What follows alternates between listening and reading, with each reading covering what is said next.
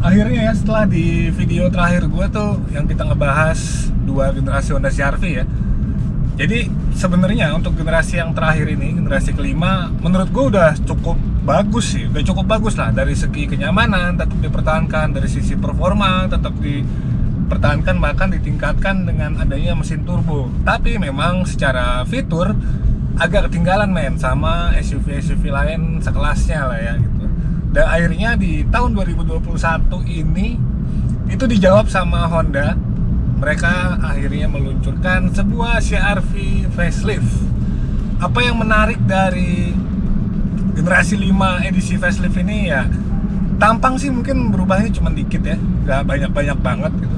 Tapi di sini Honda menambahkan fitur baru Honda Sensing. Ini fitur kenyamanan dan kepraktisan yang benar-benar bisa meningkatkan sensasi berkendara loh. Ada beberapa item ya atau fitur-fitur canggihnya ini yang nanti bakal kita jelasin seperti apa faedah-faedahnya. Nah, buat tahu lebih detailnya mending kita langsung ke lokasi aja untuk tahu seperti apa Honda CR-V yang terbaru ini. Cek terus videonya.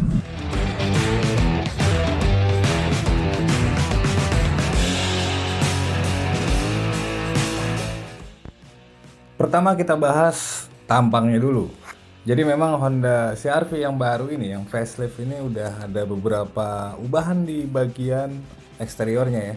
Yang paling kelihatan sih pastinya kalau misalnya lo perhatiin itu bagian bumpernya sekarang dibikin lebih kotak-kotak, makin lebih agresif, lebih tajam gitu ya. Kelihatannya ya lumayan jadi lebih sporty kayaknya. Kalau misalnya yang kemarin-kemarin itu elegan dan berasa mahal, kalau ini jadi kayak lebih berasa kenceng. Ini kalau menurut gua. Nah, penambahan fiturnya sendiri itu sekarang udah ada sequential LED sen. Jadi lampu sennya tuh pergerakannya atau nyalanya tuh sequential. Kemudian kalau misalnya dari belakang itu bakal kita lihat ada desain bumper yang juga baru. Kemudian tuh buat taillightnya itu dibikin smoke. Jadi agak-agak gelap kayak gitu ya.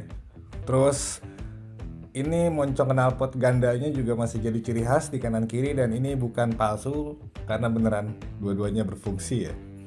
Udah gitu juga sekarang ada hands free access power tailgate. Jadi buka tutup bagasi itu udah pakai kaki. Ini lagi musim kayaknya nih. Tinggal nyorong-nyorongin kaki ke bawah bumper, itu bagasi udah bisa kebuka. Kemudian ada pelek 18 inci yang ini juga punya desain dual tone yang baru ya menurut gue, tapi ya biasa aja lah gitu, nggak terlalu istimewa juga. Dibilang keren juga enggak, dibilang jelek juga enggak, ya pas lah. Sekarang kita coba masuk ke bagian interiornya. Jadi nuansanya sih sebenarnya masih mirip-mirip ya. Dia ada panel kayunya gitu, terus ada 5 inci meter cluster yang ini menampilkan berbagai informasi penting soal kendaraan. Udah gitu di bagian tengahnya ada layar sentuh 7 inci yang udah bisa terkoneksi dengan smartphone pastinya. Setirnya masih pakai kulit dan udah ada audio steering switch-nya, juga ada handsfree telepon.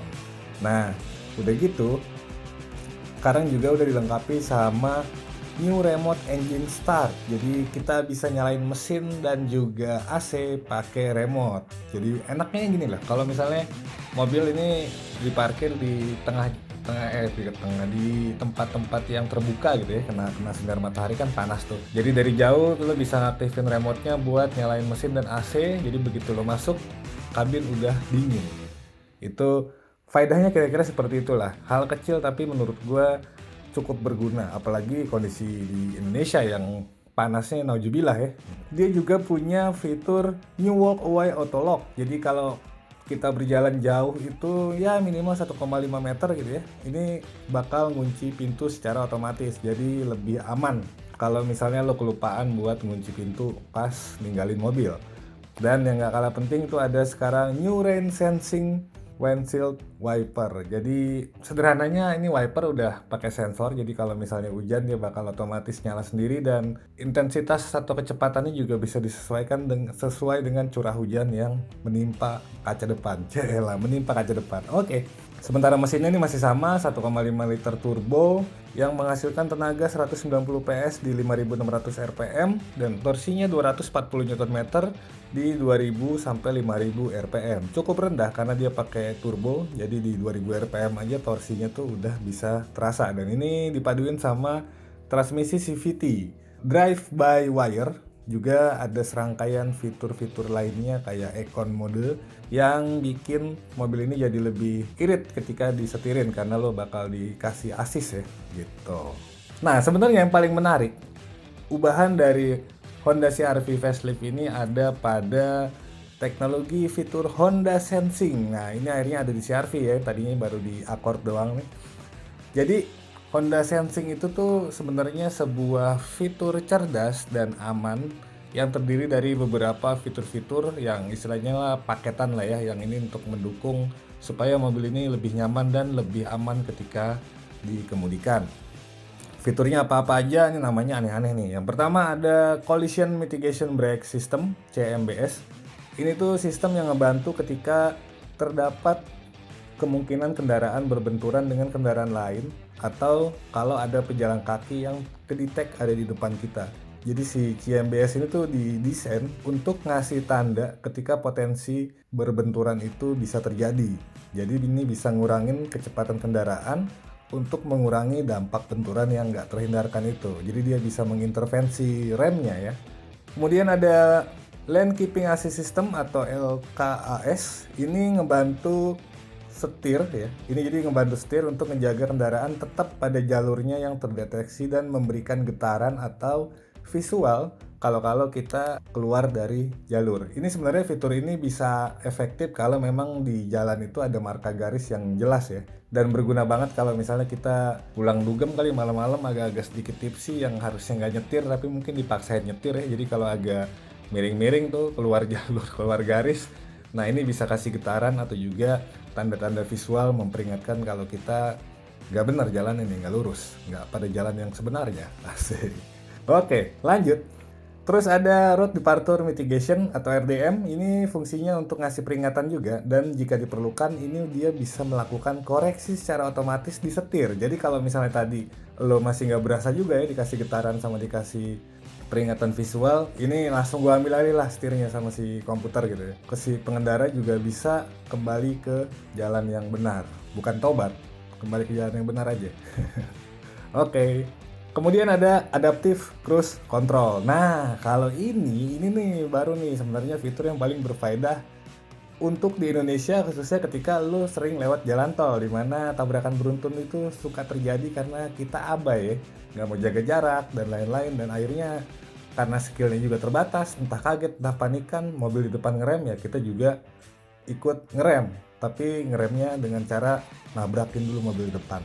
Sangat disayangkan.